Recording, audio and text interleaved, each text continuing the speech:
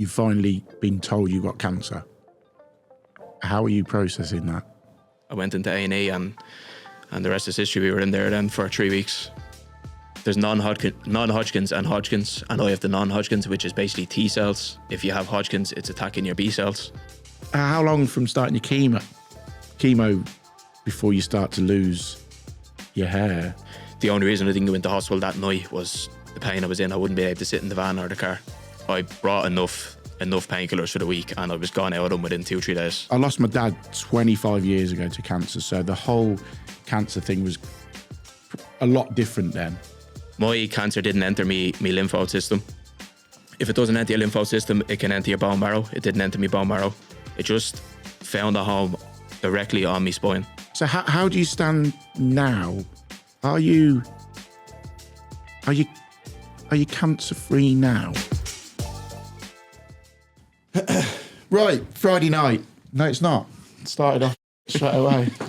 Right then, new episode of Trade Legends. This one is going to be a tough one, I think. Before we get into it, I just want to say to people, get subscribed to the channel. We want a big push on the Trade Legends channel. Get subscribed if you're watching on YouTube. If you're listening on Spotify, hit the follow button. Hit the like button on the YouTube video, on the content, just to help push the channel. We're gaining momentum with it now. We're rolling with it, Jack, aren't we? We're getting there. So if you're not subscribed to the channel, hit the subscribe button. It doesn't cost anything. Drop a comment in the box below. Let us know what you think to the podcast that we're putting out. Hit the like button, all that sort of stuff. Because this one is going to be... I don't know how to word it, really. I don't know how to word it, but it'll be tough, and I'm so glad. So we've got Nathan on, Nathan Nash, NN Plumber. If you follow him on the socials, you'll know exactly who he is. If you don't, all the links will be down in the description below. Go and give Nath a follow. The reason why this is going to be such a tough podcast is we're going to go through Nathan's backstory, how he became a plumber from Ireland, and the regular sort of run-in for a 27-year-old in the trades, young family, missus. However, 6 months ago, your life got turned upside down, literally overnight, wasn't it? You got diagnosed with a form of blood cancer. Is that right? So we're going to go into the last 6 month period of your life further on in the podcast. But for now, I want to build the picture up of who you are, how you got into the industry, plumber. Are you a heating engineer as well? Plumber, do you do gas it's a little bit different in Ireland. It's all one apprenticeship. Right, okay, so we'll get into that. But yeah, I want to get into the background, how you got into the industry, why you went into plumbing, and just build that picture of what you do, the company you work for, and your home life and everything like that. Take us back to coming out of school, Nath, and the floor is yours. Let us know. Yep. So, came out of school, I'd be lying if I said I wanted to be a plumber. And you weren't even on the radar? No desire to be a plumber. I didn't really know what I wanted to do, to be honest. I worked at McDonald's at the time. Right. So I'd done that for the last 2 years. I was in school as well. Right. And then as soon as I came out of school, instead of being part-time, I kind of just went full-time, and you kind of get used to the money. So I done that. I was there for 5 years. So where are you living? Where are you? I was in Dublin at the time, yeah. At the time, in Dublin, okay. yeah. So I was there for 5 years at McDonald's, and I just remember having one of the worst days I've ever had in work. That's before I started plumbing. I've had a few bad ones since I started plumbing. But we all have, mate. Yeah, but I had a really, really bad day at McDonald's, and it's one of them days where you just want to go home. You don't want to talk to anybody. You don't even want to have your dinner or nothing. Yeah. You just want to go to bed, and that's exactly what I done. The next day, I just pulled on the McDonald's uniform and headed into work again. And I started getting emails of me being accepted for interviews of all different trades. So you was actively put in... This is the thing, I actually wasn't. Missus stayed up that night and applied me for all different trades. She had seen you come home feeling shit and from she work. was like, so basically I was feeling like I had enough, but she said it, okay, that's enough. So she fair play to her. Yeah, no, she changed my life. But she applied me for all different trades, and I got an interview to be a carpenter or a plumber. What age are you at this point? At that point, I would have been 20, 21, maybe, yeah. So you just, from leaving school, you've just been doing normal jobs? earning a few quid. Yeah, I was in McDonald's from 16 to 20, yeah. So that was where I was for the duration, and then I started getting the interviews in, and obviously I was like, I didn't apply for any of these, but I'll take them. So I had a chance to either be a carpenter or a plumber, and I don't know if it's the good decision, but I chose to be a plumber, and the rest is history. Then we started the apprenticeship, and that was that. So your missus has applied for all of these. What did you say to her when you got home that night after being at work? I rang her as soon as I got accepted for an interview, because I was like... Did you say, I'm getting all these emails, and she went, that was me? Yeah, something strange going on here. They're inviting me for an interview, and I literally didn't apply for it, and she was like, no, I stayed up last night and I applied for everything. Fair play to her. So do you know what? It takes something for someone to see that you're not happy, because people will just plod along, won't they? You have a shit day at work, you get over it, you go again and again, but something must have triggered in her head to go, he needs out of that. Yeah, it was probably because I walked by her that day and didn't have me dinner or nothing, just went straight to bed. So she was probably a little bit annoyed at me. So yeah, but she changed my life. She got me into the trade, and like I literally couldn't imagine doing anything else. Were you and your missus childhood sweethearts then? So we met at McDonald's. Oh, right, okay. So it was a Mac Love. We met in there. Mac Love. Yeah, so we were together maybe 2 years, maybe a little bit short of 2 years, maybe about 18 months at the time. Yeah. That I was kind of moving into being a plumber. So yeah, we're together now. I don't want to get this wrong. I think it's 8 years now. She'll be watching. Yeah, she'll be watching. Her name? Yeah, she'll be giving out Lorraine. Lorraine. Did he get it right? Drop in the comments. Let us know if he got it right. So you've applied for. You've chose plumber. Yep. So where does it go from there? Because it's slightly different in Ireland, isn't it? Yeah, a little bit different. So the apprenticeship is different in a sense that I think you have, like, if you go to be a plumber, you can't really touch the heating side of things or the gas. Yeah, you do. You plumb in. I think every level 1, 2, and 3, and then once you've done that, you then move on to do your gas. Yeah, like I hear like all the plumbers from England saying like they're plumbing and they're moving into their unvented and stuff, and I'm just like, that doesn't make sense to me, because we do everything together. Right. And then as soon as you finish your apprenticeship, that probably makes more sense. Yeah, I think it is a better system. So it takes 4 years, but obviously there is delays with college and stuff, so it does take a little bit longer. I think I was maybe about 6 years trying to get through everything. Right, okay. So it does take a little bit longer just because of the delays for getting called to college and stuff like that.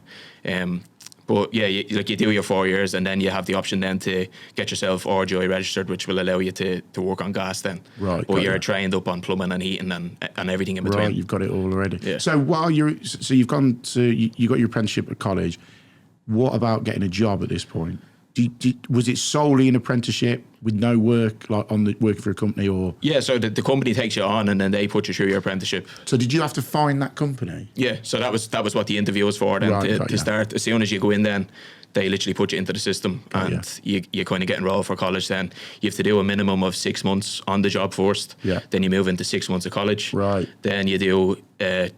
I think it's 6 months again on the job, then 3 months of college, 6 months on the job, 3 months of college, and then you come out and it's 3 months on the job, and then that's finished. What we do here, or a lot of the time, is 4 days at college, 4 days on the job, and then a day at college, day release at college. Yeah, but you're doing it in blocks. Yeah, blocks. Yeah, so you're 6 months on the job. Like it's good because your employer doesn't lose you. Like they have you for the full 6 months, we kind of know where you stand. Yeah. And then as soon as your 6 months is kind of over, you know, and your employer is expecting that, okay, I'm going to lose them for 6 months. They can work. They can sort work out on the basis of that. So was it massive? You've done your block at college, then you go into the work environment, and then going back to college. I bet it's crap, isn't it? Yeah. It's you'd good. rather be on the tools. Yeah, it's good for the first maybe couple of weeks, because you think it's a little break maybe. Like you're used to maybe doing bathrooms or heating systems, and it's labour intensive for the 6 months you're on the job, and then you go to college and you finally get to kind of sit down and take stuff in. Yeah, it's nice for the first couple of weeks, but yeah, you'd be itching to get back onto the site then by the time the couple of weeks are over, but you've another 5 months there then. Yeah. So yeah, it drags in a little bit. So you've finished your apprenticeship at college, you're all done. So are you still working then? After that, are you carrying on with the same company? So during my apprenticeship, I actually had three different companies. Oh, okay. So I started off the one that my missus got me. I was thanking her there a minute ago, but I'd probably given out about it. Was like, so basically we went in, and I was a plumber on paper, but the only thing we done was chemical lines. So I was working in a big industrial. It was industrial, like commercial units. Right. But they make microchips, you know, Intel. Yeah. That's where it was. Yeah. So we were under a floor running chemical lines into these massive, like, tools that make microchips. What, just like cooling it down? Yeah, pulling it down ducts and making up unistrut and chemical lines. So it weren't plumbing. No. As you like think the about pipes we used, even for the chemical lines, were like 3/8 in size. They were right. stainless steel. Yeah. Like when I went into college then, so I'd done 6 months there, and I knew I wasn't going back there, because when you get a job as a plumber, you expect to kind of be doing force fixed piping or whatever. And I didn't know what copper looked like. I was going to say, you've then gone to college, and not a clue what's going on. And when you go into phase 2, it's called, so that your first stint in college, it's supposed to be, because you've had so much experience on the job for the 6 months, it's supposed to be like a little holiday, and you kind of breeze through it. I struggled. Yeah, but you did, because you haven't been doing it. Yeah, I didn't know. I genuinely, hand on heart, did not know what copper looked like. So if the teacher had said to me, "Will you go get a length of copper?" Wow. I've been looking around like, where is it? Like, I could be right beside me. I genuinely did not know what it looked like. But that just goes to show the massive broad range of the plumbing and heating industry. Yeah. You know, HVAC stuff, and that's, I suppose that is more would that be more HVAC? It would. So Yeah, I was the it? last. We were the last, say, group that it was classed as plumbing. Right. So the next kind of, say, people that come into Intel after me, it got changed to pipe fitting and HVAC, because it's a separate trade. It's it's different. not plumbing. Like if a toilet went on that site, and like there was thousands of us, 1,000 plumbers on this job, none of us could do anything about it. Yeah. You would have to of course. to call you in to fix the toilet. Yeah, because the plumbers on site they don't know what they're doing. And this is one of the things that really made me kind of want a change, because my mum's shower, I was living with my mum still at the time, and my mum's shower actually went in the house. And you couldn't fix it. I was 4 months into this, first stint on the job, and she said, like, the shower's gone, can you fix it when you come home? And I was like, no. Didn't have a I don't clue. know what you're doing. It's embarrassing, because you have to call people in there, and Yeah. I'm looking at some fella fix the shower, and then I'm also looking at him take money then off my mum. So, But then I suppose you're looking at this guy that's coming to fix your mum's shower and going, that's what I need to be learning. yeah, exactly. That's what I've signed up for. Yeah. And I'm there. So you stepped away from that company then? Yeah. So I finished off in college. So as I said, I struggled a little bit at the start, but I put in a lot of work, like, and I got myself up to speed then in college. And funny enough, then my grandparents were getting a heating system put in their house, like just as I was kind of coming out of college, and I went to visit them, and they were doing the heating system in the house, and I asked the question if I can kind of start with them when I'm out of college. Company? Yeah, and I started with them. They only lived a couple of doors up from my grandmother, so look, I knew them from around the area, but they gave me a start then, and I went into them, and then I was with them for 2 years. Proper plumbing. Yeah, proper plumbing, proper heating systems, and I learned a lot. I learned a lot in there as well. And I bet going to do that, I bet you was like, this is... Yeah. Because I suppose you could have been disheartened with that other company. Yeah, there was times during, like, especially during this stint in college, where I was like tempted to leave, like tempted to jump ship, because I was still going to check go and chase up that carpentry course. The carpentry one. Yeah, they still needed me, but like I found it really, really tough, and I wasn't doing what I was supposed to be doing for months, and I felt like I was behind everyone else, and I was yeah. So there was them thoughts that went through, but I just put the head down and just said, right, fair play to you. We'll get back up to speed, we'll be okay. And then as soon as he said, yeah, we'll take you on, I was the second year then when I went with him, but he was paying me first year rate, and rightly so, because I didn't know what I was doing. I was essentially a first year. There's no point of him giving me second year rate. I understand more than anyone, even though I'm not self-employed, I understand the business side of it. Yeah. And if I can't kind of make that wage, he's not giving it to me. Yeah. So again, I kind of had to move into that company then and really work hard. I was going to say that spurs you on, knowing that you're a second year, but it's like you've been at school and you get put back a year. Yeah, exactly. You felt out, so the determination then in you has gone, fuck it, I'm going. It spurs you on, but at the same time, it can have a negative effect as well, because there's other second years in the company then that are getting that money. Yeah. And I'm like we... Was it a big company then? Yeah, they had a few at the time. I think we had like 3 groups, so we would say a man and a boy. Yeah. And so there was 6 of us there, and then the 7th would be the boss. Okay.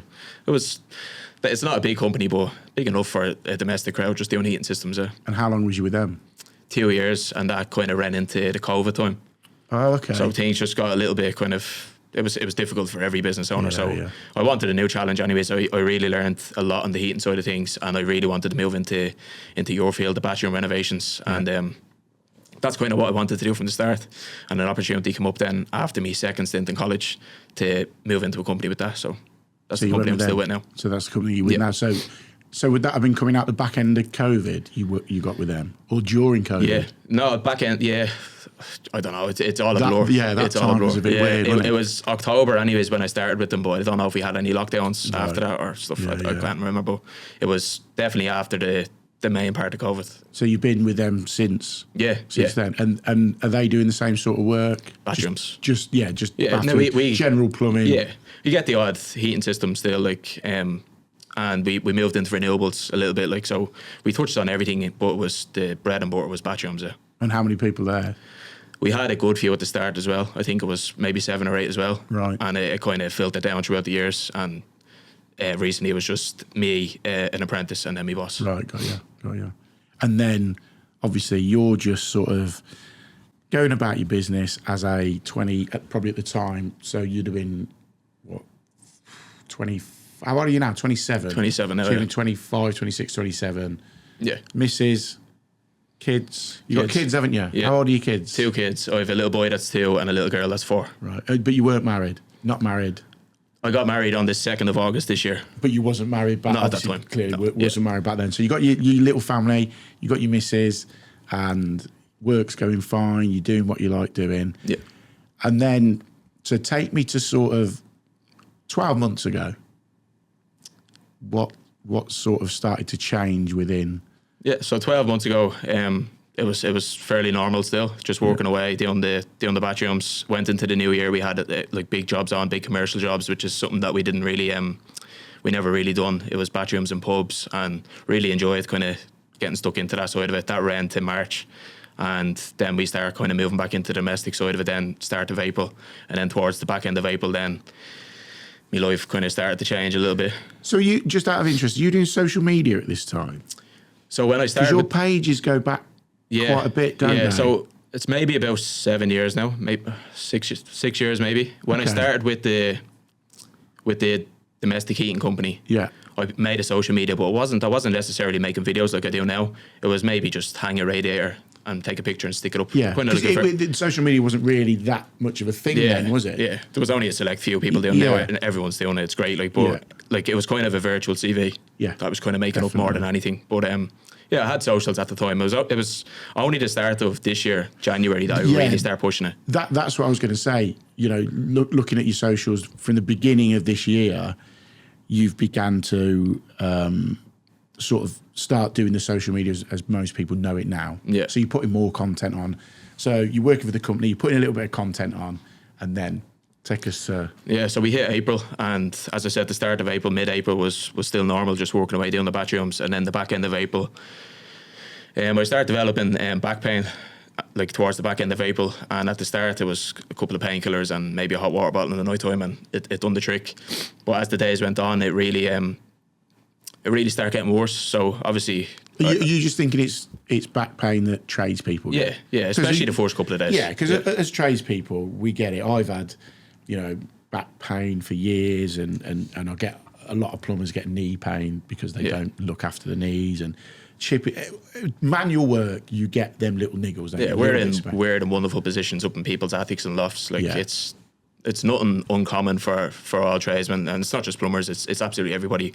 We all get twisted up, and I'm sure like we're all feeling it. So you're just sort of thinking it's normal. Yeah, it's just a little flare up of the back, like especially the first couple of days, because as I said, the painkillers were working to an extent, anyways, and I wasn't in too much discomfort. I was still sleeping and stuff, so I was okay. So you've gone to the doctors and said, have you gone to the doctors at this point? So the first couple of days I didn't. It was only when it was with me about a week, then I was like, okay, it's not really shifting. And again, I didn't think it would be anything maybe too serious. I thought maybe we could be looking at like a slip disc now, because the pain was getting a little bit worse, and I realised it wasn't shifting. So I went to the first GP, and basically he fobbed me off with muscle relaxers, and at the time obviously I didn't know what was wrong with me either, so I just took his medical advice and I took them. He put me on a 5-day stint of muscle relaxers, which didn't do anything. So I went back to the GP and they gave me another 5-day stint of muscle relaxers, and I tried to explain to the second GP then that this feels a little bit deeper. I know what muscle pain, as I said, like we're all in bits with it half the time, so I know what muscle pain feels like, but this feels... It wasn't that. It was just something... It felt so deep. Like I can't explain. What, in your lower back? If you have a sore back and you know it's muscle, you could rub it yourself. Yes. And you'd feel it might get a little bit sore. Every tradesman gives it the old reach back, don't they? Bend back. So you might rub it out a little bit. It might feel nice, it might feel worse, but you know you're touching it. You know it's just there. Yeah. Where the pain I had, I was like, It didn't matter who was trying to rub me back. They couldn't get to the pain. And you knew it wasn't the normal pain. Yeah, so then I started thinking it was directly on the bone, so maybe like a slip disc or something like that. So I went to the second GP and they gave me muscle relaxers again. I explained to them that I've been here last week. Basically, the muscle relaxers didn't work. I don't think they're going to work this time, but I had a holiday booked and the muscle relaxers ran straight into the day I was going. Are you saying to your missus at this point that you think it's a bit something else? Oh, she's rubbing me back. She's well aware of what's going on. She's the one that's trying full to fix me. masseuse mode. Yeah. Right. Like her hands are starting to hurt now at this stage as well, trying to get this pain out. But there's no thought of anything else. No, not at this time. Because I don't know, it was. It doesn't even come into your head, does it? And we're only a week in still. Yeah, and this is the thing. Tradespeople, it's just a bad back, or it's just this. And we'll just get on with it. And obviously, I was still working away at this point. Now, maybe I wasn't going 100 or 110% like I normally do. Maybe I was like letting the apprentice kind of do a little bit more and pulling back a little bit, but I still wasn't completely resting up. So I was half thinking, okay, maybe it could be what they're saying, and maybe I'm just not giving it enough time to rest up. So when the second GP kind of said to me that we'll put you on these muscle relaxers and it will run straight into your holiday, you'll have a week rest, then he painted a nice picture to me that, okay, maybe that will be the case. And you were also thinking as well, where did you have Malaga with it? Was it Malaga? Malaga? So you're thinking, right, I've had a bad back, I'm going to have a week in Malaga in the sun, it'll all be all right after this. Yeah, and I'm really going to enjoy this holiday because I have the bad back, so I'm going to let me missus look after the kids, so I'm going to milk it. So this is you're me. Like, sitting around the pool with a beer in your hand. It's mapped out. I know exactly what's happening. But things changed on the holiday, like fairly drastically. Like I brought enough painkillers for the week, and I was gone out of them within 2-3 days. Shit. Yeah, and only for we went with my in-laws as well. My girlfriend's my wife's mum and dad be in trouble. Sorry, Ryan. Yeah. So basically, they had a couple of painkillers as well, and maybe enough to do a couple of days, and that only lasted 2-3 days as well. Shit. And for the last day of the holiday, like we're getting ready to board the flight, I had to go to a chemist and get more. Because I was like, I actually won't be able to sit in the plane. Like, that's just how bad it was. Like, I brought enough for myself for the week. They probably brought enough for the week, and I went through. You nailed the lot. Every single one of them, and if there was more going, I probably would have taken them as well.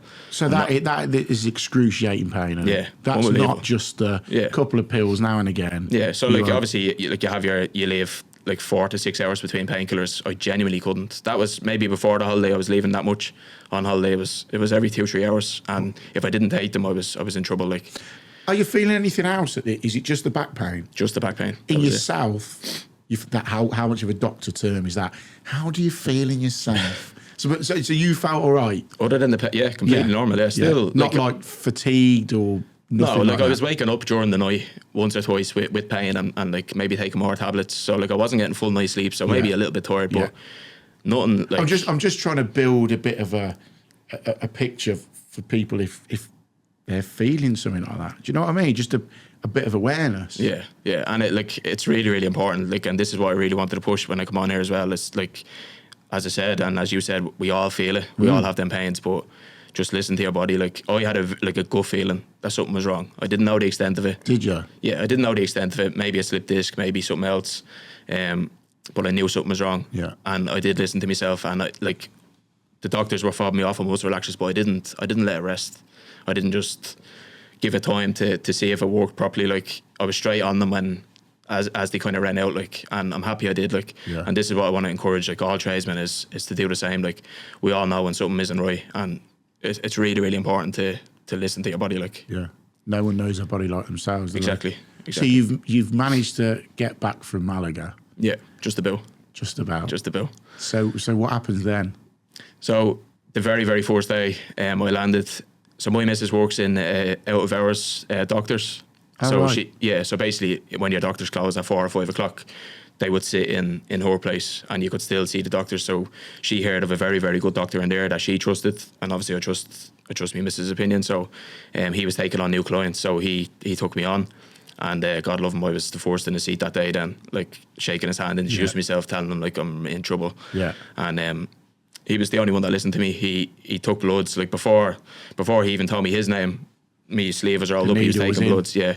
He referred me for an MRI and he gave me like stronger painkillers, where all the other GPs they only focused on the pain. They gave me something for the pain, but there was nothing else done. They like mask it, don't they? Yeah, there was nothing else done where he gave me something for the pain, which I needed, but he also like put a long-term like treatment plan in place, like, or we're going to find out what's going on here as well as the painkillers, like, which I suppose he could see how bad it was. Yeah. I'm sure you didn't stroll in there. I'm sure you was in there in pain. Yeah, like he asked me to lie up in the bed and he was doing a couple of things and like he kind of realised like, okay, there's something wrong here, like simple things like bend your knee or lift your leg or whatever. And could you do that or not? the right side of my body was struggling a little bit. Left side was kind of free a little bit, but the right side was definitely affected. Like, so he didn't really waste too much time doing that. He was kind of like, okay, we'll refer you for an MRI. Oh, good. Yeah.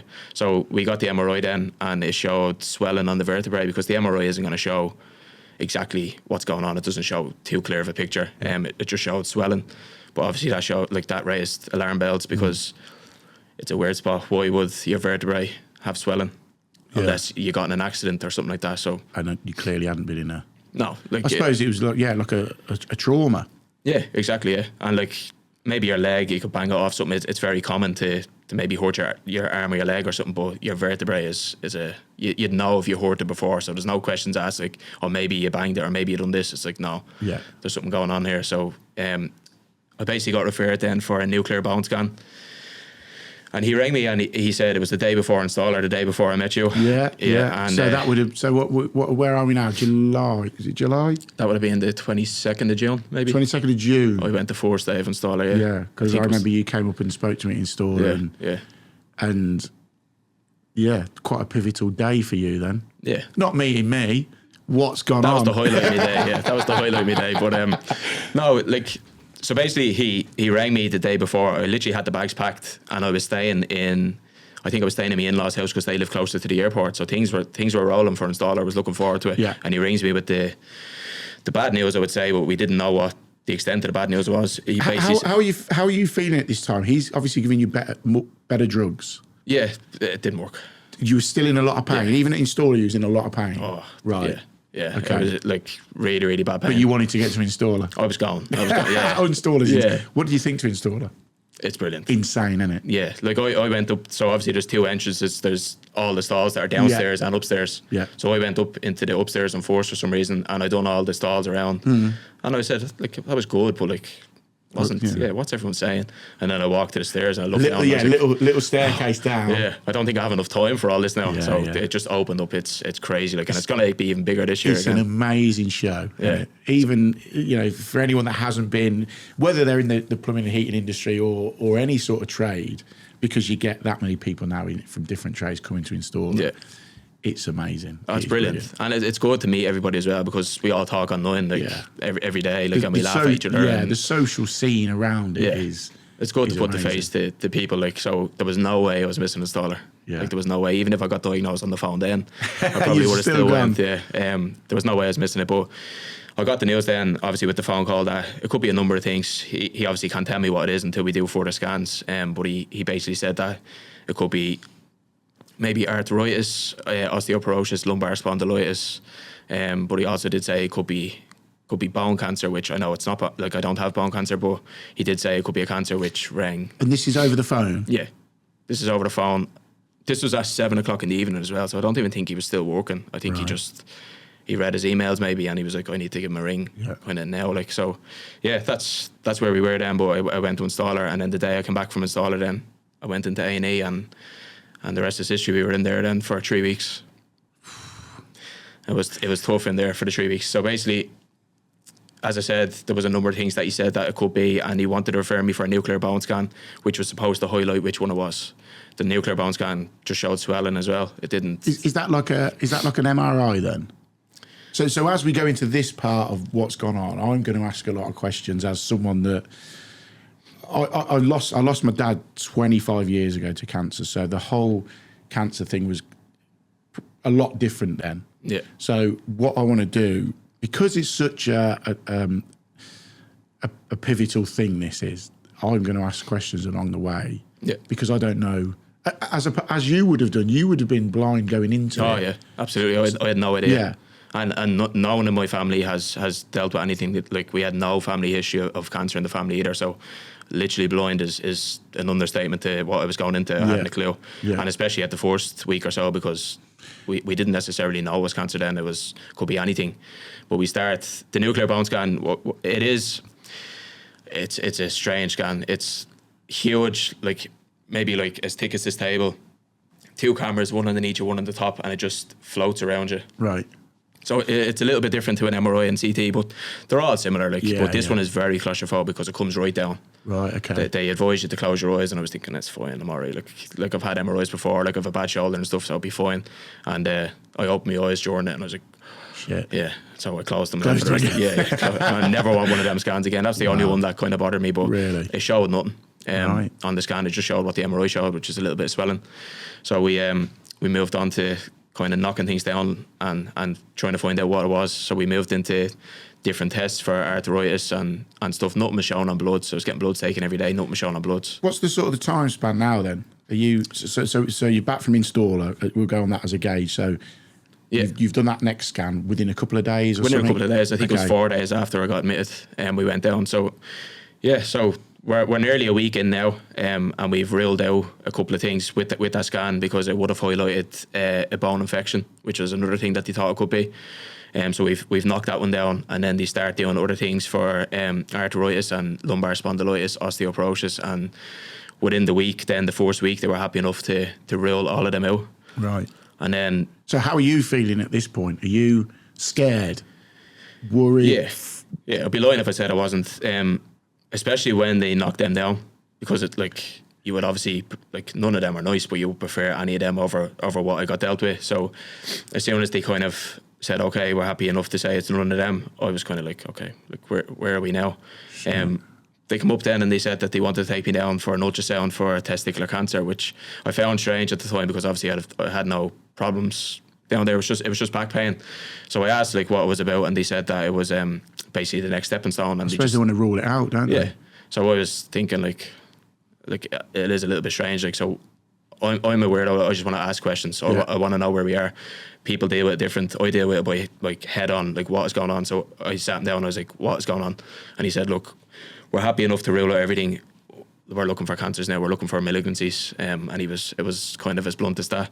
I still had all my family coming up every day to visit me and stuff. And they were like, oh, you never know, could still be this and all. How are you processing that initial we're looking for cancers now? And how did the family react? I assume you told your missus and she was beside me for the whole thing. Right, okay. Yeah. So how was that going that for was you? tough. That was really tough because it kind of hit home then that, okay, it is cancer. Like they're not looking for this for no reason. And the next scan after the testicular cancer one was the organ CT scan, which is going to highlight. They felt like, okay, there's a problem on the spine. Maybe there's cancer there. And like they kind of nearly confirmed that without telling me. But they didn't think that was the primary cancer. So they went digging. Okay. Which scared me a little bit because then they start doing organ CT scans, which is going to highlight obviously your brain, it's going to highlight your liver, pancreas, everything like that. And that's the type of cancer that is really, really scary, like obviously, and it's common. So I kind of started thinking I had something like that as well. I mean, Mrs. is beside me. She was a trooper, like she was strong throughout it. My mum was up a lot as well, and she maybe dealt with it a little bit different. She's a crier.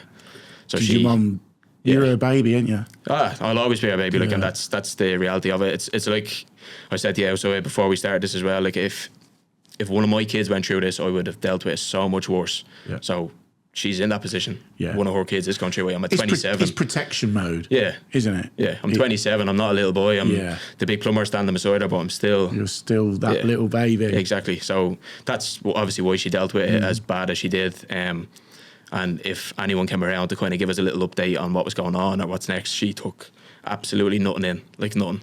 Just didn't hear anything. No, she was just breakdown crying. Like I would look to her Bless before her. they even start talking. Like they pull the curtain and she's crying. done. I'm like, yeah, okay. Shit, man. But I had my missus there who she was a trooper through all of it. Like, and I'm sure, like, because obviously I wasn't able to go home or I was stuck in the hospital. I'm sure she found it difficult in the night time, and that's where she let it out. Yeah. But beside me, she was really, really strong, and I needed that. Like I needed someone kind of beside me.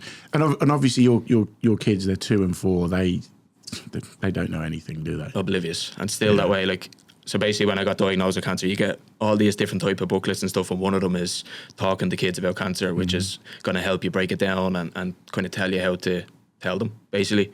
And that book got put to the side. It was a joint decision with me and my missus. That's not happening. Especially me 2-year-old has no idea what's going on. Of course. Me 4-year-old, she knew that daddy's back was sore, and that was the extent of it. It's all she needs to know, doesn't it? Yeah. Yeah. And as far as side effects and stuff like that, like there's obviously physical side effects that she sees every day, but I just shaved my head. I done it beside her. It was a laugh and a joke, like, and she fell for it, which is great. The 4-year-old fell for it. So fair play to you. Yeah, that's the way we want to keep it, like, and hopefully it doesn't come up again. And it's the wrong way to put it. You're normalising it to them. Yeah.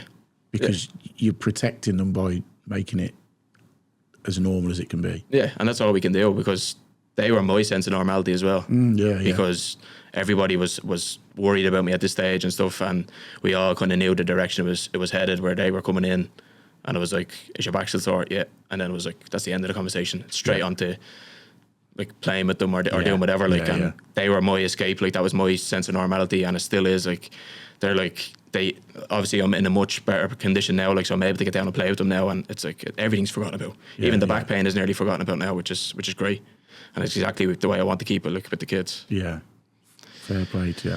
So you're there, and you've got your missus there and your mum there, and when are they finding out exactly what the issue is? So the CT scan fortunately came back with nothing on it. So it was next after that was booking me in for a biopsy, because they found obviously the swelling, and they had a feeling it was tumours. So they had to do a spinal biopsy, which is just to take a little bit of tissue out of the tumours and put it under a microscope, and that'll be the telltale. The last hope I was living, like, kind of clinging on to, is that these tumours would be, what's the word if it's not cancerous? Malignant. Is it malignant? Benign. That's the one. So what's malignant? That's cancer. Oh, okay. Yeah. So you wanted it to be benign. That was the last hope, but we kind of knew that it wasn't going to go that way. And then we got the biopsy, but we have to wait 10 days for the results of that. So I was able to process it. It was tough kind of waiting, but in a way it really done me good, because I was able to wrap my head around what was coming, because we knew it was coming, and my missus was the same. And then the 10 days were up then, and they come around, and instead of pulling the curtain and telling you what they need to say, they told me, like, can you meet me in the family room in 5 minutes, like, and then that's when it's like, okay, we know where it's coming, like. So we're able, like, me mum got the day off work, and me missus was with me, so we went in together, and they sat us down, like, just to look in her face. They didn't even need to say anything. I knew something was up. So we went into the family room then, and they broke the news then. They basically said that I have anaplastic high T-cell non-Hodgkins lymphoma, which is an absolute mouthful. Still struggle to say it now, but yeah, my first question, and like the reason why I really focus me socials more on spreading the word of cancer the past couple of months was, what's that? Yeah. So I've never heard of it before, being 27 and not hearing what lymphoma is. So is that commonly known as lymphoma cancer? Yeah. Obviously, they shorten stuff. It's not the big name. It's lymphoma cancer. Yeah, so it's a type of blood cancer, and before, if you had told me blood cancer, I would have said leukemia. Full stop, that was it. Yeah, of course, yeah. That's all I knew, yeah, as far as blood cancer went. But there is lymphoma, and to be 27 and say, what's that, when you get diagnosed with it, I don't think they've done a good enough job of, and not the people that diagnosed me, but just in general, of just awareness. Yeah. People's awareness of it, because it's out there. And even when I'm in getting treatment and stuff, like, there's other people that are not my type of cancer. I have a 1% type of cancer. I'm just one of them people that get the 1% type of things, but maybe not my type of cancer. But there is a lot of lymphoma cases out there. We spoke briefly yesterday before you came on, and you said to me you wanted to highlight the lymphoma. I didn't know what it was, and I specifically didn't go and have a look online to see what it was. I didn't want to do my research on it, because I want to sit here and be taught about it, because if I know about it, I'm not going to ask the questions that people will want to know about it. So what is it? What's it attacking? It's attacking your cells. Right. So in my case, it was attacking my immunity cells. So basically, there's non-Hodgkins and Hodgkins, and I have the non-Hodgkins, which is basically T cells. If you have Hodgkins, it's attacking your B cells. Right. So it's just a small change, but it's attacking your cells basically in your body. And And basically, there's different ways it can go about. It can go into your lymph nodes. Yeah, that's the common one, isn't it? I know that if it goes into the lymph nodes, it spreads instantly, doesn't it? Once it gets in there, it has free roam to go all around the body if it's not caught quick enough. Right. Which is the scary thing. And then the weird thing about my cancer is I had a 1% type of lymphoma, blood cancer, but my cancer didn't enter me lymph node system. If it doesn't enter your lymph node system, it can enter your bone marrow. It didn't enter my bone marrow. It just found a home directly on my spine and just sat there. It didn't enter in any where it usually just enters. Sat there. So I had like a 1% of a 1%. Wow. However, it sounds kind of worse than it is because it made it very, very treatable. It didn't go in and have free roam all around the body. It just confined to the spine. I had 3 tumours. I was in incredible pain. It was difficult, but it kind of just sat there. But that pain, I suppose, stop me if I'm wrong, that the pain of that being there stopped it, or the way it stopped there stopped it going to the lymph nodes.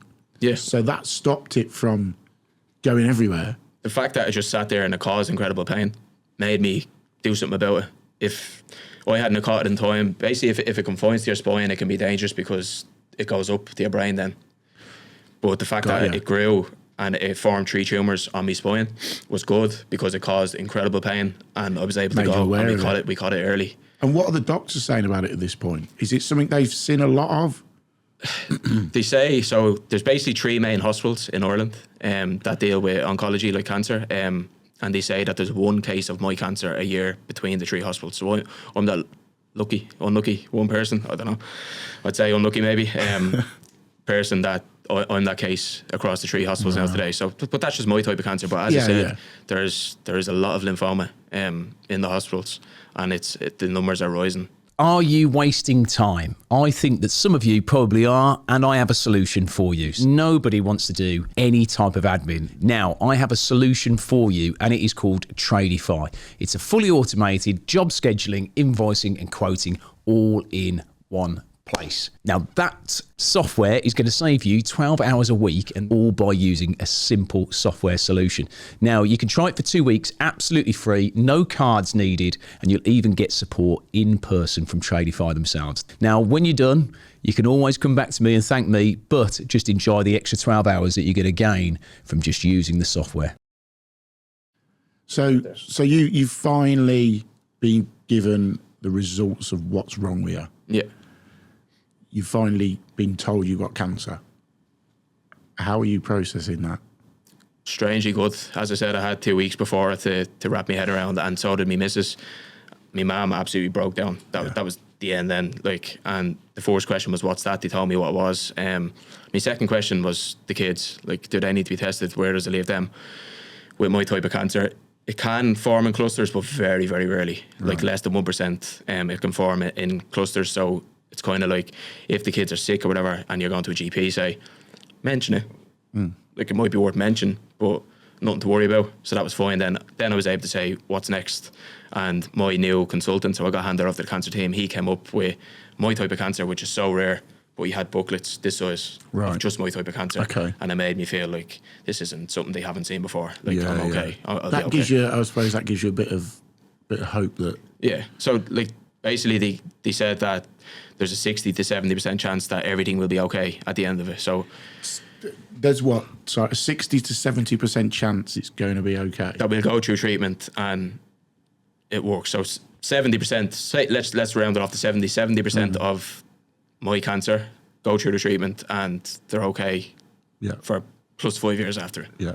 So it's a high percentage, but it's still one of them when you're 27 and you get a percentage put in your life. It's it's scary. This is why I just took a moment then to process it, because percentages, it puts things into perspective with percentages. Yeah. People can understand percentages, can't they? Yeah, exactly. And 70 is high and it's great, but there's still the 30 on the other side. Yeah. It's if I am one of them. Luckily, my cancer split up into 2 groups, ALK positive and ALK negative, and I have to think which one I am. I think I'm ALK positive, but it's much more treatable, thankfully. If you drop into the ALK negative, I think it drops down to 40%, which is the wrong side of 50%. Yeah, it is. So time-wise, where are we now? We're going to use installer as that benchmark. Where are we now? A couple of months after? 3 weeks. 3 weeks after installer. Yeah. It was quick. Of course, yeah, it would be. Yeah, sorry, yeah, 3 weeks. Yeah. So anyone that follows you on Instagram, you put a post up, and I think it got shared around a lot instantly because it was such a raw post of you saying what's happening. Yeah. Talk us through that. What was the thought process behind that? Yeah. So as I said, like the lymphoma message I didn't think was being pushed out enough. So I knew I wanted to move into a role to really push it. I was given a good percentage, to 70%. I had the ALK positive, so there was a couple of things where I was like, okay, I will be okay. So you kind of feel yourself moving into a role that, like, I'm going to help people, like, because I had a good feeling that I was going to be okay. Did it, again, it's going to be a really weird question. Did you feel like empowered? Yeah. At that point? Now you've had a diagnosis. You know what's been fucking you around for months at this point. You know what it is. Did it feel like, right, I'm fucking coming for you now? Yeah. And you know what it is as well? It's like, I can relate now to everyone that's going through cancer, no matter what side you're at, because I've had first-hand experience with my missus and my mum and my whole family, obviously. But does cancer run in your family at all? No, I'm the very, very first person that has been diagnosed with cancer in my family. Oh. There was literally no cases at all. But in a way, like, I'm happy that was me, because I'm 27 and, like, usually, like, especially in, like, maybe a couple of years ago, it would be more in the older generation that cancer would pop up. Now it's coming for everybody. It's like there's no discrimination. We was on about it earlier at the stats, weren't it? And Jack said, it's 3 in 1, isn't it? Or 4 or 3 in 1, and you said it's 2 in 1 now, isn't it? Yeah, 1 in 2 people. 1 in 2 people, and let's say I didn't have cancer, and, like, there's 2 of us sitting at the table. Like, that's the harsh reality of it. You look. Say, you know, what I wish I could say. You was in this room with none of us having cancer. One or 2 of us in this room are going to get it. Yeah, exactly. And I have 2 kids. The harsh reality of it is there's a good chance that one of them is going to get it. Yeah. And like, obviously it's 1 and 2. That doesn't necessarily mean that if you grab 2 people together, it's only going to be one of them. There could be me 2 kids and stuff. And this is why I really felt, okay, I'm going to make a change on this, because as soon as the kids come into it, then it's like, right, we're going to do something about this, because I didn't feel like there was enough out there for lymphoma. The treatment is there, that's fine, but, like, maybe I would have caught it too late if the back pain wasn't enough, or maybe the GPs that misdiagnosed me gave me something that really, really helped, and I just continued on my work for 6 weeks or 8 weeks or whatever, and then maybe things could have been a little bit different. So you've then gone on your social media, haven't you? You've been empowered by it, and you've gone, right.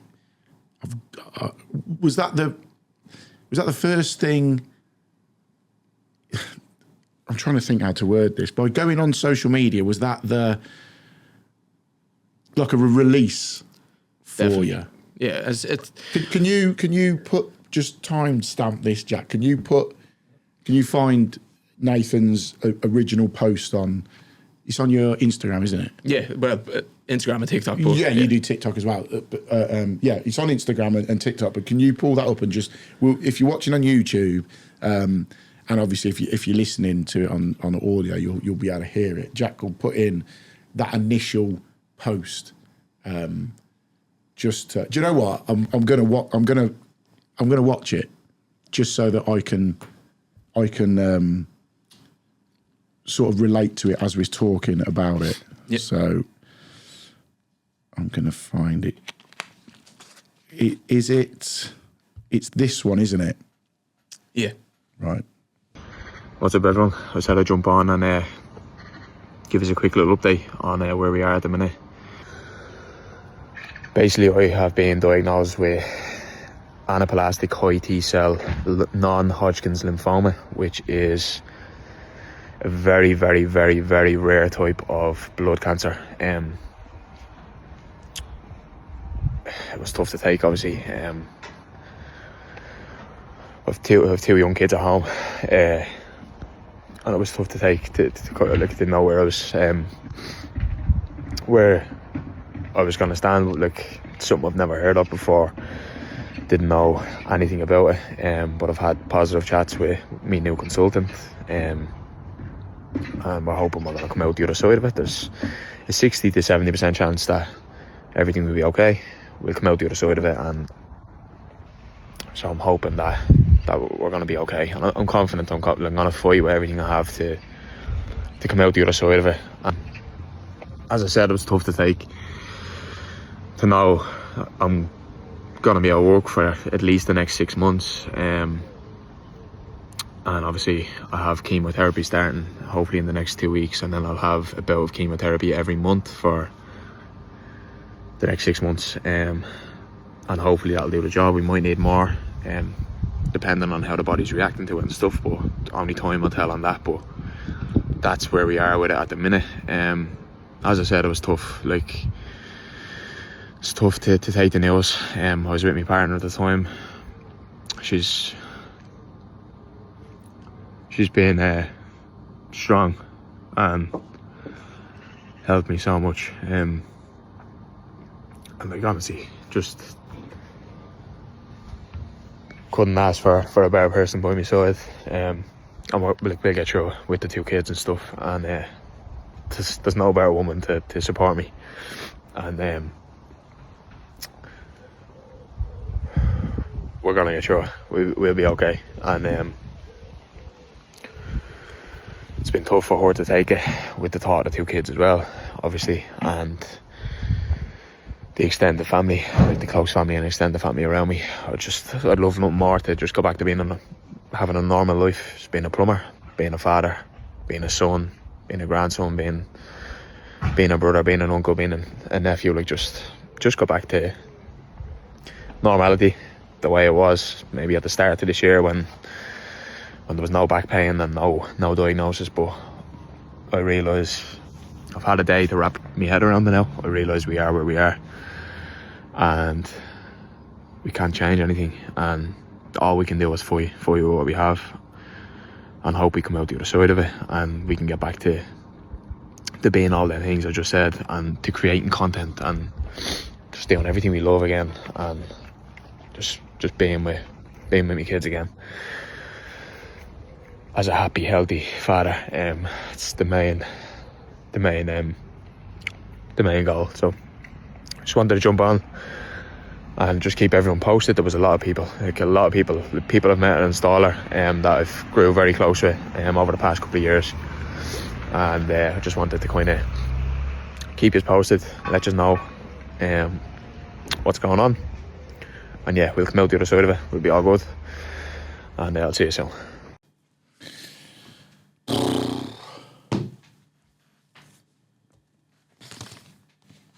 Wow.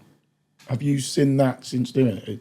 Yeah. So I made a video recently, like a kind of a little thing just as an update. Like, and when I seen that video again, it was probably the first time I watched it. Yeah. Like since that, like, and it hit me hard then.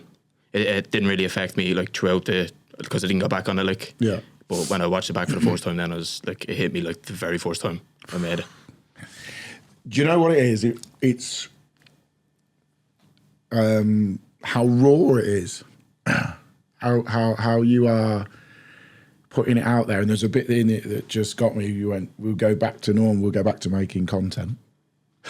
It's just trying to normalise something that you've literally just had told you, and to put it out there. I mean, fucking massive kudos to you for doing it. And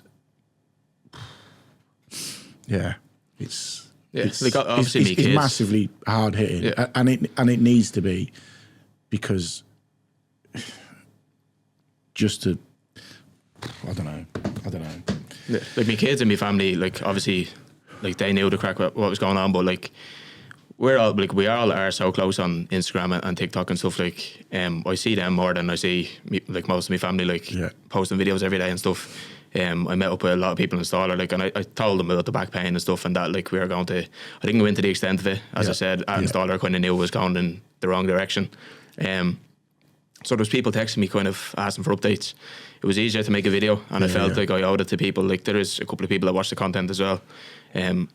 and if I just stopped making content, I'm not some big mad influencer, but they would be like, what's the crack of him? Like, did he lose his job or what's going on? So I felt in a position that I needed to just inform people. I didn't know at that stage where I was going to go with the content. I knew I wanted to spread the word and stuff. I didn't know what way that would come about, but if that was the last video for the 6 months, at least people knew where I stood. Yeah, sort of letting them know. Yeah, exactly. So after that's gone out and you begin your chemo, how long's chemo after that going out? 2 weeks. So we started chemo on my wife's birthday, the 29th of July. Really? So we had a very, very romantic day in the hospital, getting me first chemo. But at this stage, we're laughing about it. Like we've had our cries, we've had the hard days, but we're on the right path now, the road to recovery. And on our birthday, then we're in the hospital getting our first chemo, and every 3 weeks then it's a 21-day cycle. So every 3 weeks then we're back in. So what goes on with the chemo then? Just talk us through that procedure. You go in and So basically you have to get your bloods done in the morning time, because if there's, say you're fighting an infection or anything, you can't get chemo. The chemo's going in to get rid of all the bad stuff, but it goes in and eliminates everything. That's the thing with chemotherapy. It doesn't know what's good and bad, so you need to be kind of fighting fit. So you get your bloods done. It takes a couple of hours for that to come back. They give you the thumbs up, and your chemo gets kind of put into the making downstairs. You get like a cannula in my case. There's lots of different. It's different for a lot of different cancers and stuff. Like people have tablets and stuff, chemo tablets, but for me it was a drip. Yeah. And I had 3 different chemo drugs. One of them was called brentuximab, which targets lymphoma directly. It goes in through the drip. So you're in there for the day. Like you kind of go in at 8 o'clock, get your blood done, takes a couple of hours. And then like your chemo, like, you kind of get set up at one of them for a half an hour, and then like hydration, and then anti-sickness, and then another chemo, and then another chemo. So before you know it, it's 3-4 o'clock. And it batters you. Yeah. You get put on a batch of steroids as well. So your first day with chemo. So I was in every Monday. So every 3 weeks I was in on a Monday. I got my steroids from Monday to Friday. So I felt on top of the world. Right. Like I was fine. Like especially after my first chemo with the brentuximab, it targeted the tumours, which I don't know what it done, but it done great stuff. I was back walking around. I was like, I felt good. Honestly, I could go back to work. Like I felt like I could go back to work. That much of a difference. Yeah. I was in so much pain the night of my first chemo, and I thought it was doing the opposite. I thought something was going wrong. The only reason I didn't go into hospital that night was the pain I was in. I wouldn't be able to sit in the van or the car to head into the hospital. That was where I was. I had to go into the hospital. Like I felt like I was in trouble, like with the pain I was in, but I genuinely couldn't get up, walk to the car or the van and head into the hospital. Bad. It was that bad. And then it kind of started easing about. I got no sleep. It started easing kind of into the morning time, maybe 6, 7 a.m. And it eased, and I was like, feels all right now. I had a prescription to pick up in my local chemist. I went over, I got that, and I went for a nap then. I woke up from that nap back to normal, which is crazy. And I suppose that would be the first time that you felt painless. Yeah, for 3 months. Shit. So it was. And I bet you was like, fuck it, I'll have a bit of this. Yeah. I was like, this is great. Like, and obviously I was kind of worried that maybe the chemo's just in the body doing its thing now. That's why I'm feeling great. But when the steroids run out, I might get me pain back, or maybe even tonight I might be crippled again. But I was just, what we do? Do you want to go for a walk? What do you want to do? But so you get your steroids and you feel good. Like it kind of gives you the boost and stuff. As soon as the steroids run out on the Friday, I was okay on the Saturday. Maybe they were still in the system or something. But the Sunday, Monday, Tuesday after the steroids, I was absolutely bedbound. Right. Just the nausea. It does not live. It's like, I can't even explain. The only way that I can explain is there's been people telling my wife that basically the nausea that you experience at pregnancy times 10. Right, this is people that have obviously had kids and have cancer. Yeah. This is me making up. I don't know what pregnancy is like. This is facts. Yeah, this is facts. Yeah. But it's basically that nausea times 10 that does not live. Doesn't live. You have tablets to combat it. Sometimes they work and you feel okay, but it does not live. You're kind of with that for about 10 days after the steroids kind of run out. But other than that, like as soon as you kind of get rid of, like, you get through the 3 days after the steroids, I was okay. Like I felt like I could work and kind of get back to normal. Like But then the chemo is fast coming around. Then you're in for your second of session, course, and you it go starts again, and then you get the nausea and all that again. That's it's just a cycle, continuous isn't cycle until they're all up, and that's just the way it is. it? So during that, how long was that chemo? How long was you doing that for? 21-day cycles, and I got 6. So roughly 6 months. Like I finished on the 11th of November. Right. So from the first one, obviously with chemo, and if you're watching, you'll obviously see that Nace lost his hair, and if you've gone from that video there where you had a full head of hair and a nice big beard, and that's how I seen you It took me 25 years to grow that beard as well. Could never grow a beard. It took 25 years. Finally got it, and it went. And it went. It's coming back though. Coming back this year. So, how long from starting your chemo before you start to lose your hair? Yeah, What's so that was a process? big worry for me, because we fast forwarded. So I was engaged to my girlfriend at the time. She's now my wife. For 2 years prior to all this. But obviously, with the circumstances and everything that happened, I kind of had to think morbid, and I wanted to get things done. I wanted to get married because it made sense financially. It made sense. A couple of ways it made sense for the kids. So it's something that we wanted to get done. So we put that in for the 2nd of August. So I was very worried that my wedding pictures were going to be ruined by the physical appearance, the hair loss and stuff. But they told me that you'd be fine. So 2 weeks after you. So you start your chemo. So when was the I started wedding chemo date? on the 29th of July, and I got married on the 2nd of August. So it was only 4 or 5 days after the first chemo. So and it was a massive thing for you, wasn't it, to get that wedding done with a full head of hair and that 25-year-old beard. Yeah, so obviously my life was going to be way different. Not just my life, the kids, everybody connected. So it was like, right, we're going to have one last kind of normal night. Was the wedding booked? No. Yeah, it wasn't even on the radar. No. If this hadn't have come around, you weren't getting married. I'd still be running, until she come. Yeah, but no, it's something we wanted to do, but no, it wasn't booked. It definitely wouldn't have been this year. But it was happening. Yeah, we pulled it forward. It was a joint decision. Obviously, I said to my wife that if she wants to do it a different way, her way, have another wedding, it's up to her. I'm more than happy to call it at that. Like, we're married, and that's the most important thing. But if she wants to have it a different way, she can have her day. It's no problem. But we needed to get this done. And I was worried about the hair loss. But they said to me that it would happen. That would be okay for the wedding. It would happen basically 14 days after the first chemo, and within that 14 days. You said before we started recording, it was literally to the day. As I woke up on that 14th day, it was falling out. A little pull of the hair, brushing my hair, running my fingers through my hair, all on my pillow from the night before. It was gone, and that was the end of it. It's so good that you got that wedding. Done. Yeah. How was the wedding? Was it amazing? Brilliant. Is it everything that you wanted, the missus wanted? Yeah. So we put to turn around a wedding that quick. Yeah. Well, we done it in her mum's back garden. Her mum has a really, really big back garden. So basically, the worry was, how am I going to react with chemo?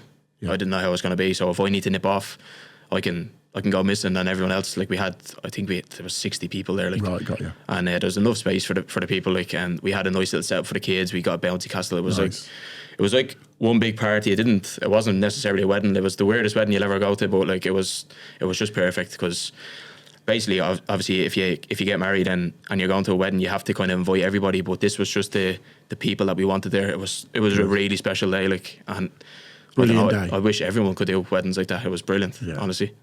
And I was worried that I wasn't going to make it through the night and I'd have to nip off, but I was the last one standing. You was there all night? Pizza at me at 4 o'clock in the morning. Absolutely fine.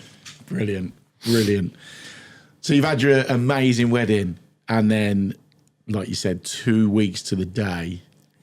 That again, I'm not. I'm not going to watch this one because I'll fucking go, mate. 2 weeks to the day, your hair began to come out, and you did a video, and I'll get Jack to put that video on now, because it's quite a powerful video, because again it harks back to that first one. It's so raw, and it's so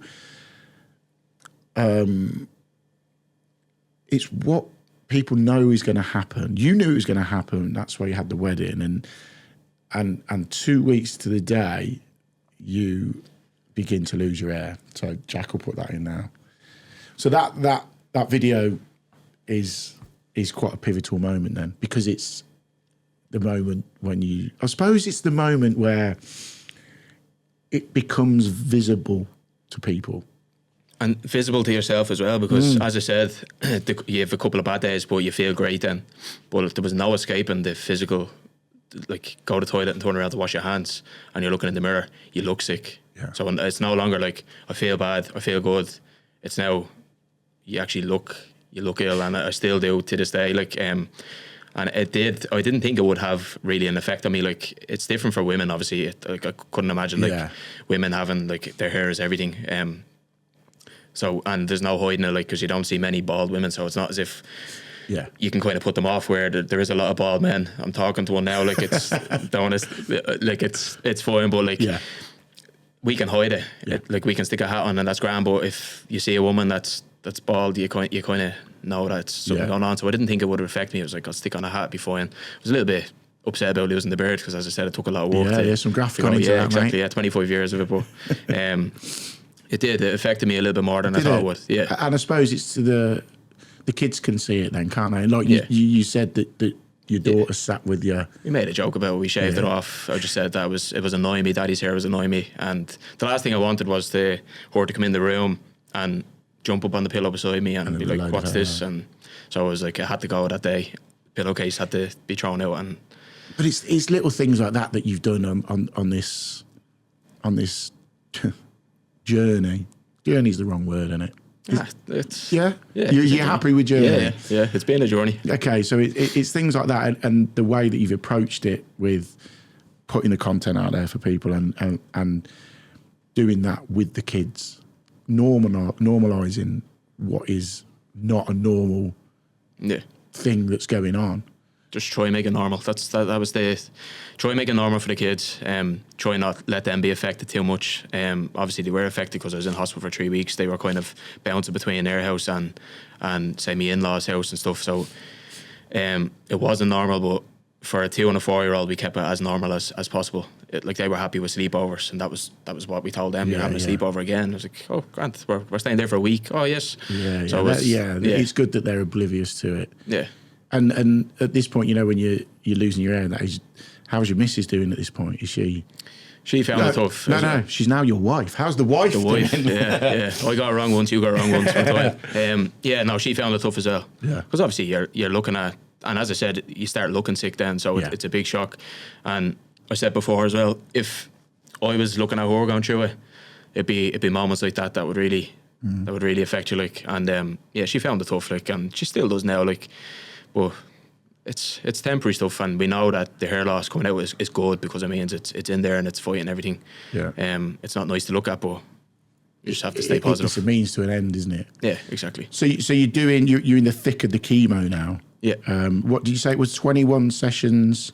6 sessions, but 21-day cycles. 6 sessions. Yeah. 6 sessions, 21-day cycles. So 6 days of your chemo, 21 days off. 1 day of chemo. 1 day of chemo. 1 day of chemo, 21 days off. Right, back in then. And then 6. Yeah, so basically, as I said, chemo is different for everybody. So people could go in and be, like you said, they could be there for 6 days or 2 days or 4 days.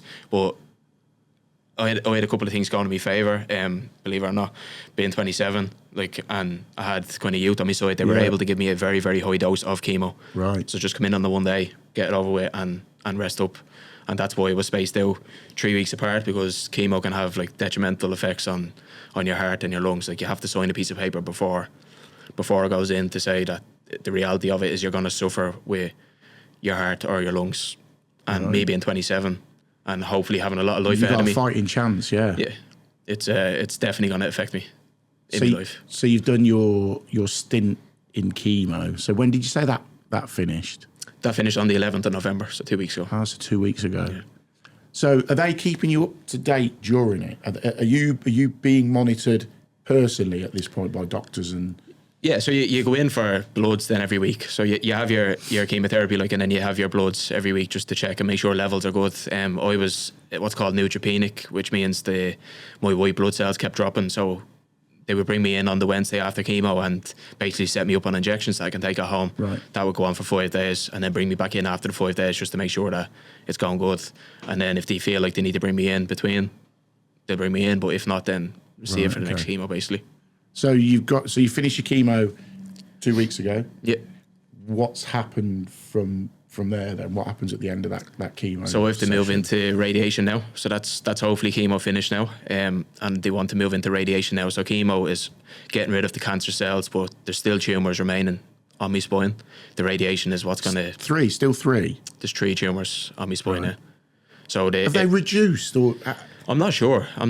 They're definitely obviously still visible on the scans because we've had recent scans and they've showed up. Are they physical? Can you feel them? No. They're properly... Yeah, no. Right. This is what I was saying when I said to her deep, like I was trying to get me missus, like at the time I thought maybe it could be anything, so will you just rub me back? And I was like, you're not even getting it. And she was like... It's right deep. Yeah, I can't get in there unless you stand on your back or something, like it's not happening. But no, you can't feel them. So the chemo will kill the cancer cells within the tumours, but it doesn't necessarily get rid of the tumours. Right. So the radiation is what's going to burn them out now. And hopefully then we're without cancer and without tumours. And so how do you stand now?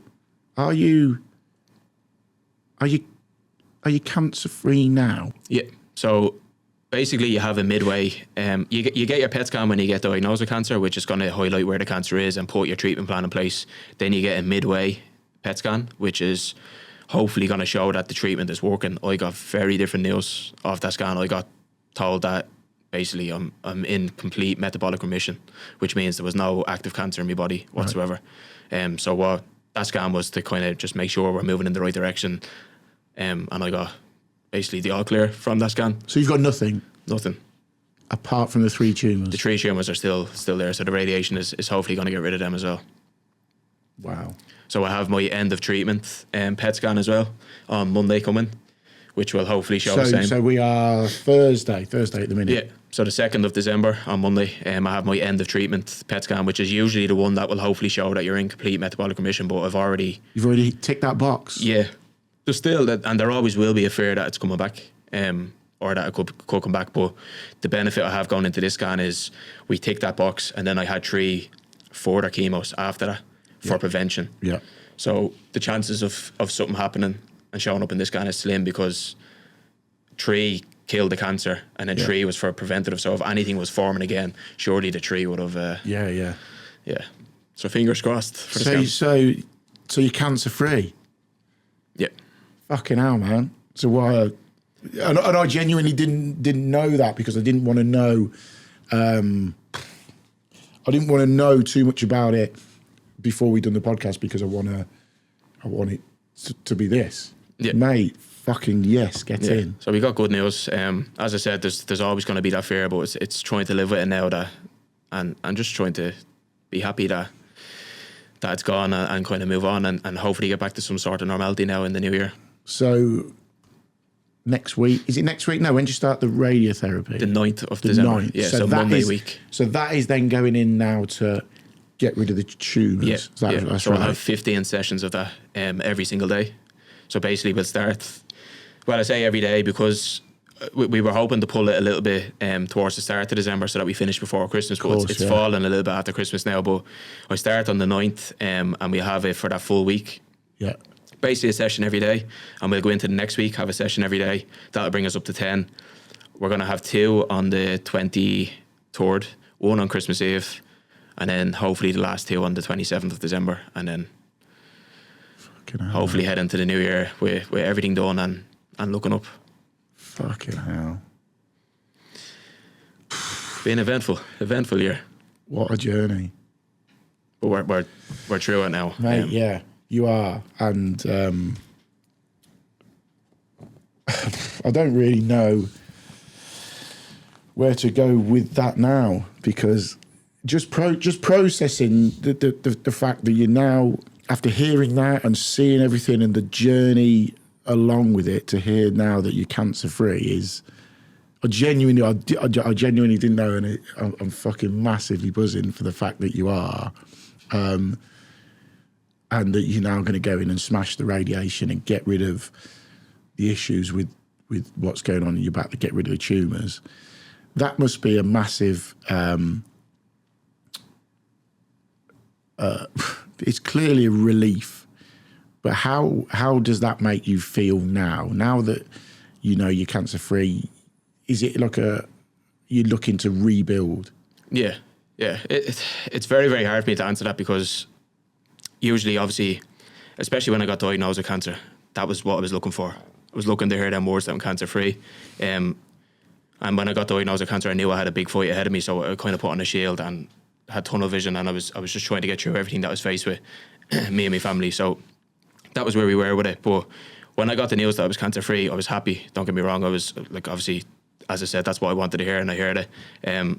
But it was like I was able to relax then, take it down a notch for the first time since June, and that's when everything started kind of coming onto me. So I don't think I really processed the bad news, and now all of a sudden I've got good news, and I just felt, and I still do, I just like, everything is just so strange. I suppose because you put that shield, or that virtual shield around you for those 6 months while you smashed what you needed to do, and then you get the all clear. I bet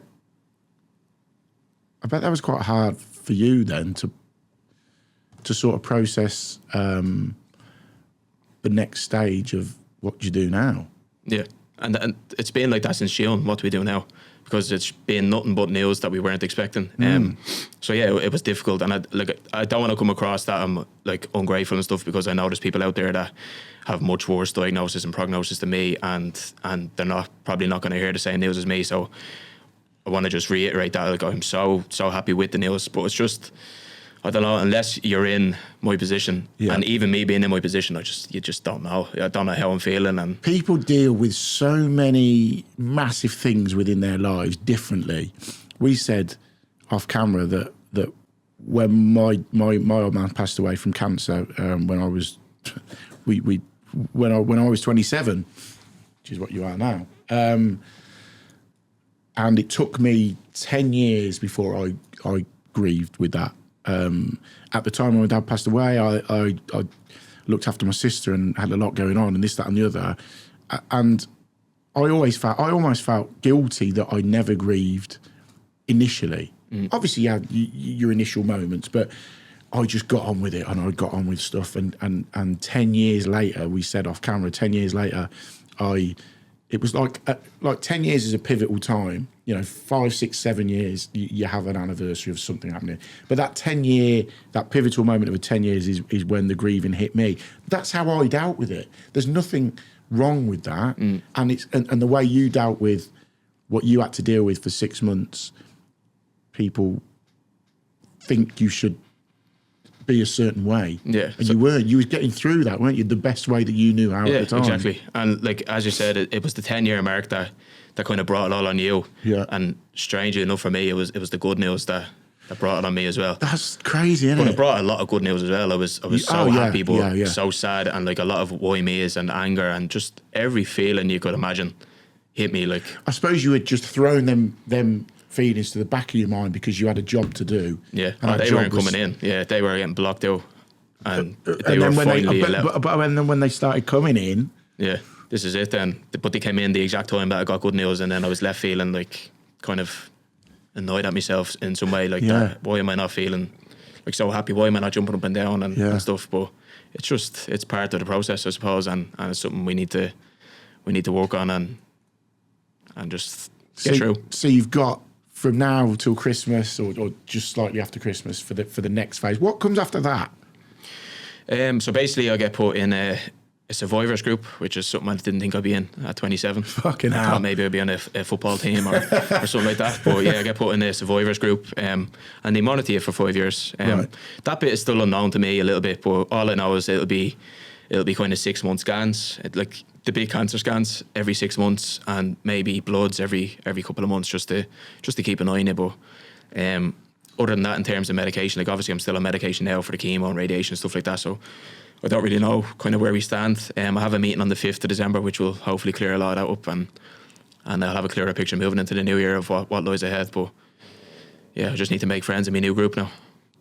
I'm sure you will, mate. I'm sure you will. And then obviously, because I know everything's going to be fucking golden, mate, get back to work, get back to making content. You said in your very first video, we're going to get back to making content. Yeah. And you'll go back and you'll smash it, mate. You'll smash it. You've got that sort of the drive from that first video that you put out. You wasn't a defeated man then, and you're not a defeated man now. No. So you were just going to go and absolutely nail it. Yeah, not with the kids. Like as soon as you have that kids, fucking changes everything. It doesn't come into it. Like there's no way. I'm putting a fight up for them. It's no longer for me. It's for them. They need to see me. They need to have me, and that was it. And that was my mindset throughout all of it. So yeah, they pushed me through it. Like it was their sense of innocence and normality and all through everything as well that like kind of made it not as bad.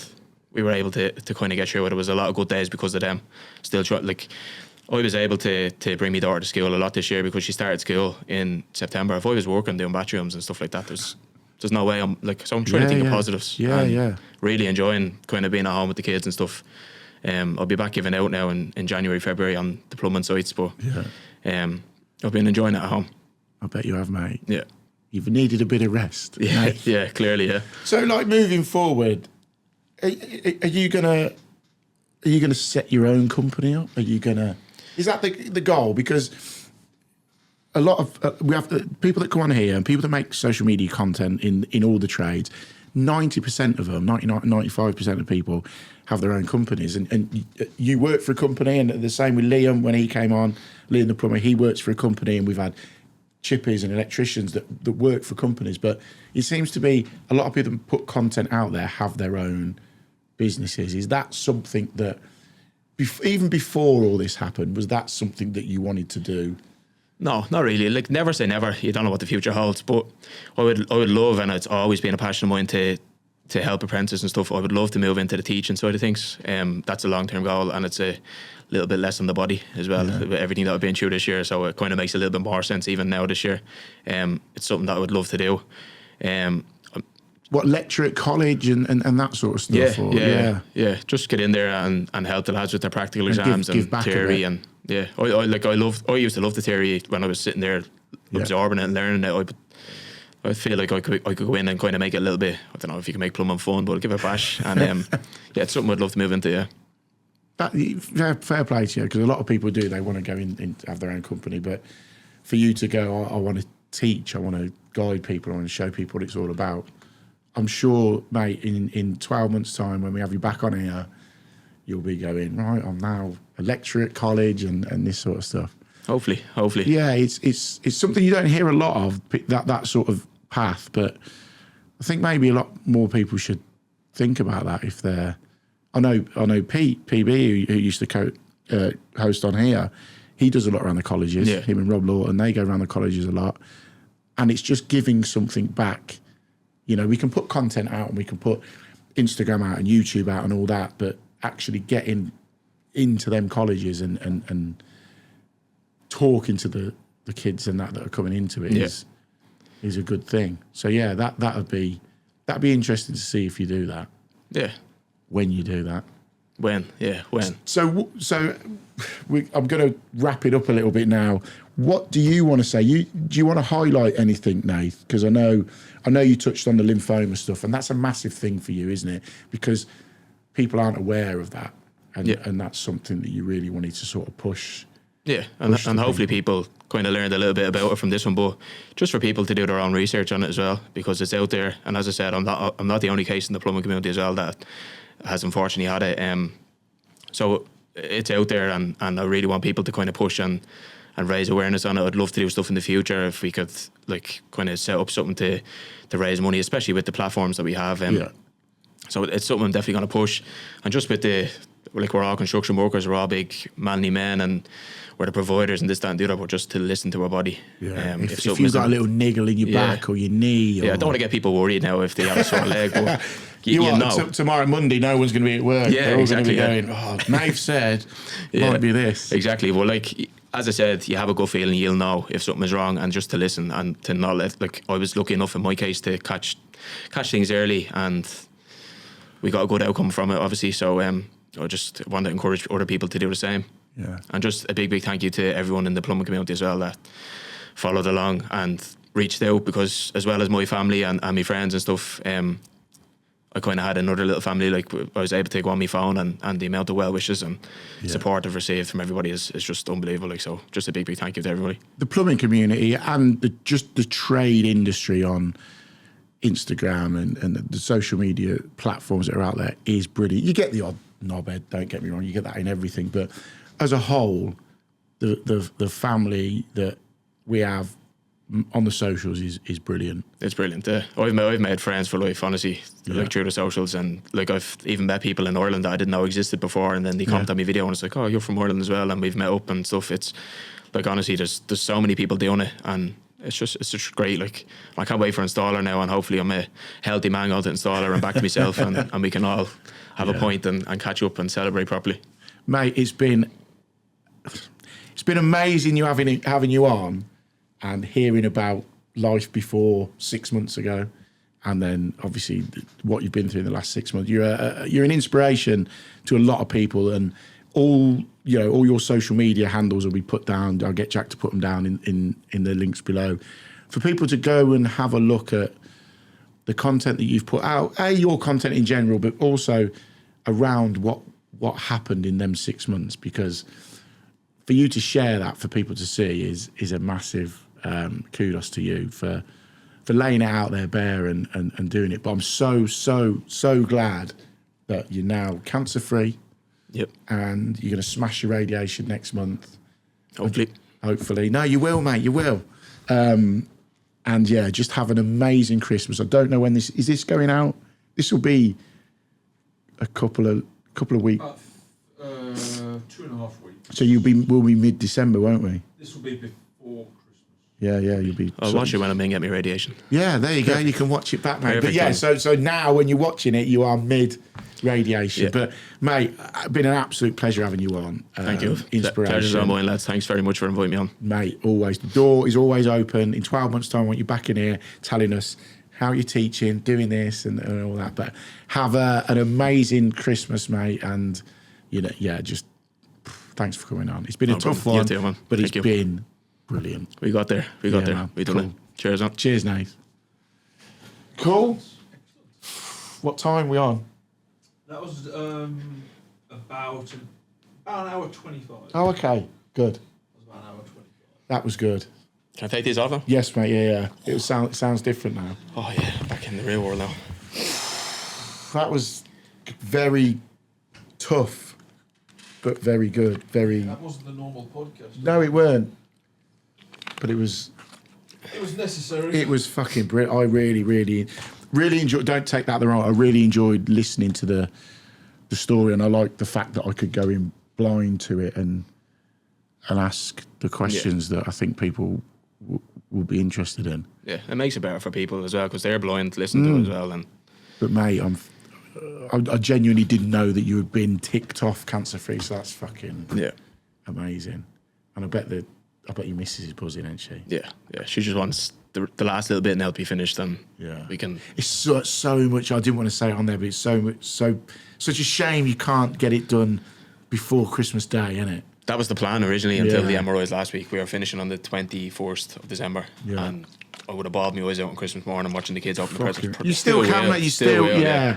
I'll send you a video on Christmas morning. I'll be crying with me cup of coffee in my hand, but it would have been nice to finish it all. But the main thing is just heading into the new year. Yeah. I was never one of them for New Year, New Me, but it's very fitting this year. You literally are. Yeah, literally. So it will be a New Year, New Me this year, and as long as I finished by then. Can you? Are you a drinker? Do you drink? You don't drink. Don't smoke. Go to the gym every day. Ever. No, drinking.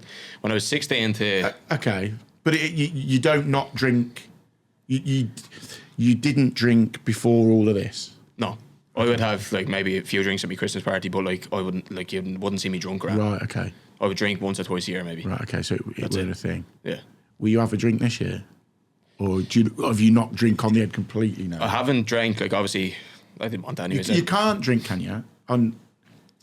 If let's say you wanted to, but can you drink during? They never chemo said. and that? Yeah, Okay, they never said right. not to, but I couldn't imagine it'd be too good for you. No. Yeah, but Do you get the same kind of symptoms from radiation? Because obviously chemotherapy literally like on death's door. yeah, no. What are the symptoms Thank you get God. from chemo, from radiation? Just chronic fatigue, apparently. Just So exhaustion. yeah, they said you'll get fatigue, and I made a joke because that's what they always make a joke about everything. I'm like, I have 2 kids, I know what it feels like, and they're like, no, you're gonna know all about this. You're not gonna be able to get out of bed, Sure. So, yeah, but that's the same. It'll happen 2 weeks from your first radiation session, so you'll be fine Oh, okay. for the first 2 weeks. Then you'll be fucked. Yeah, so Basically.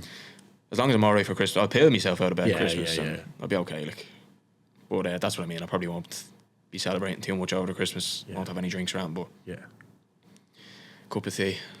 Cup of tea. I'll mate. pretend it's something else. What a fucking whirlwind 6 months, though. Yeah, I know. Isn't it? This is what I mean. I'm still trying to wrap my head around it, like, and it'll be when everything is done that I'm sitting there and I'll be like it'll probably hit me like, and Yeah. tears, like I've ran out of tears at this stage, but they'll probably be back then. Probably be install a show because it'll be a complete 360. Yes. Yeah. Who yeah. knows? Like, I don't know what way it's Yeah. gonna go, but if you see me crying at install a show, you know the crack. Yeah. No, mate. It'll be great to see you there. Oh, I'm definitely going. Yeah, I'm gonna stay as well. I'm gonna do Yeah, it right this yeah. year because obviously I had plans of staying, and then when I got the phone call, like, I was like, great, Yeah. I'll meet you in the middle. I'm still going, but like I'll be home. Yeah.